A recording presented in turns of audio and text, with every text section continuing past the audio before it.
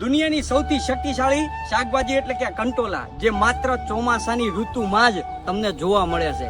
જે અત્યારે આ ઋતુ પરિવર્તનના કારણે માણસની અંદર ઘણી બધી બીમારીઓ જે સર્જાય છે, જેનું કુદરતે આપણી માટે અલગથી જ અને અગાઉથી વ્યવસ્થા કરી રાખી છે, એટલે કે આ કંટોલાની. તમે જોઈ શકો છો કે આ જે કંટોલા છે તે માત્ર અહીંયા તમે જોવો છો કે આ વેલામાં જ થાય છે, અને આના ઘણા બધા ફાયદાઓ છે. કોઈ પણ ગર્ભવતી મહિલા હોય તો આમાં એક ફોલેક નામનું રસાયણ આવે. રસાયણ ખાવાથી ગર્ભવતી મહિલાને ખૂબ જ ફાયદો થાય છે. આના 100 કરતા વધારે ફાયદાઓ છે, જેમાં તમને લીવર હોય, કિડની હોય કે પછી તમને કબજિયાત રહેતું હોય તો ખૂબ જ ઉપયોગી છે. તમને આંખ હોય કે પછી ચામડીના રોગ હોય, એ બધા જ આ કંટોલાનું સેવન કરવાથી તમને મટી જાય છે.